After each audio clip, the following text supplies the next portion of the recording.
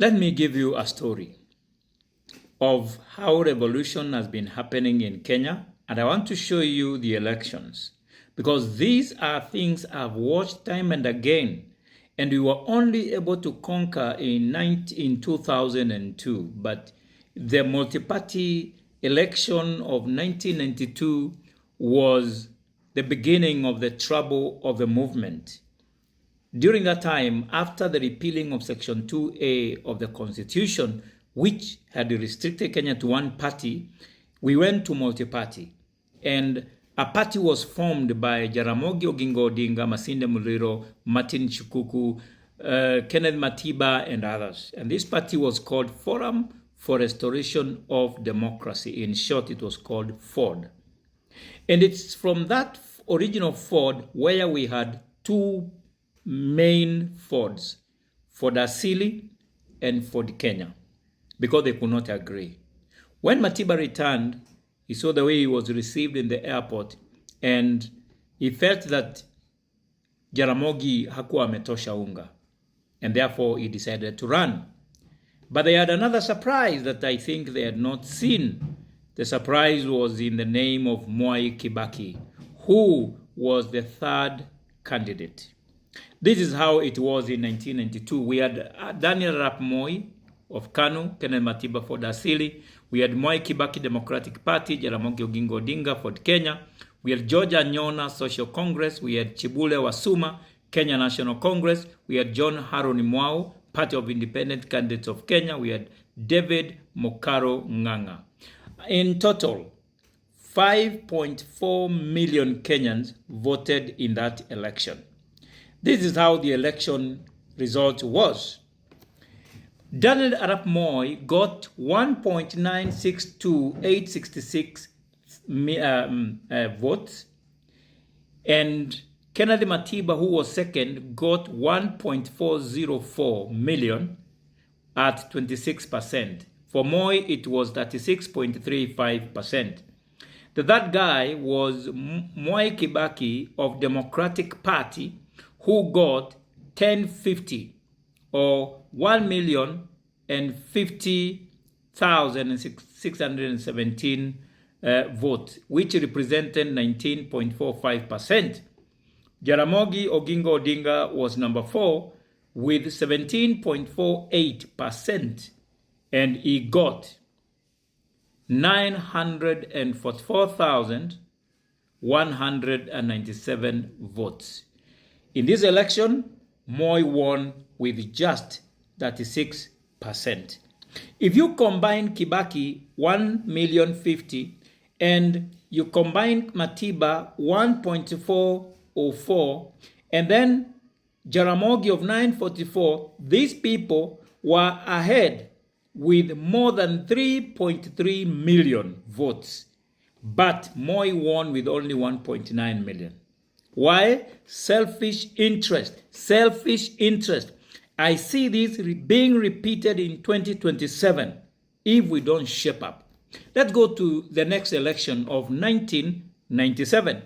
In 1997, we had Daniel Moi, of course. We had Mwai Kibaki. We had Raila Odinga now, a new entrant with the National Development Party or NDP. We had Michael Kijana Wamalwa, Ford Kenya. We had Charity Ngilu, Social Democratic Party. We had Martin Shikuku, Ford Asili. We had Katana Mkangi, Kenya National Congress. We had Jordan Nyona, Kenya Social Congress.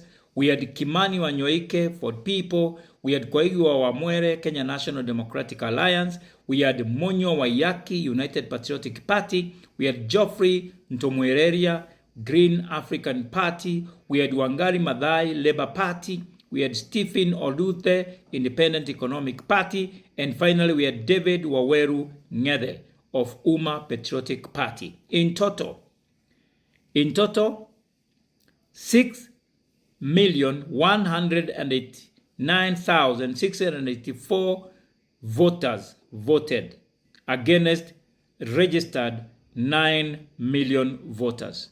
This is how the result was, and I suspect this is going to be the election results of 2027 if the movement does not shape up. All right. Daniel Arap Moi got 2.5 million. He had increased by 600.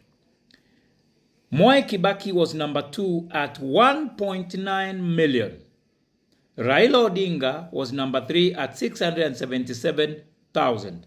Kijana Wamalwa got 505,000, 505,704.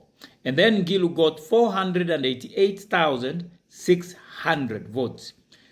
Now, Moi won with 40.40%. Kibaki had 30.89. Raila had 10.79. Michael Kijana Wamalwa had 8.17. And Charity Ngilu had 7.89%. If you add these, in short, what I'm trying to say is the opposition had more than 50% if they were combined. Now, because they could not get the presidency, the coming election of 2002, they had to devise a plan. That is where Agwambo or Raila Odinga said Kibaki tosha. And when he said Kibaki tosha, Kibaki had already entered into negotiation with Charity Ngilu with 488,000 and Michael Kijana Wamalwa with 505,000.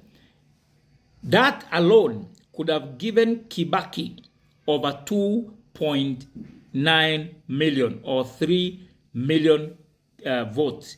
But when Raila came in, Raila brought his entire 667,000, and that's how they were able to win the NAC elections of 2002.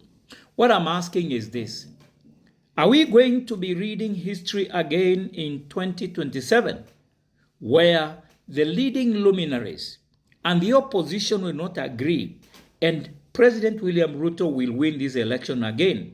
You guys, you need to sit down and think properly. You guys, you need to sit down and re-strategize. Because as truly as tomorrow the sun will come up again, I can tell you, in 2027, in August, we will be reading and watching news, and we'll be seeing all these candidates who got this percent, this percent, this percent. Most likely, Ruto will get 40% of the votes or thereabout. And that will force Arira.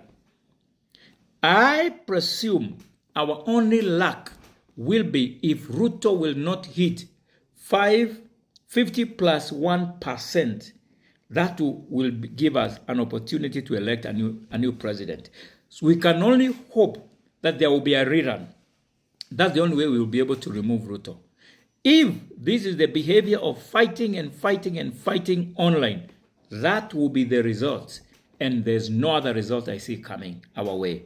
And we saw it in 92, in 97, and 2002. We were able to counter it when all the opposition came together.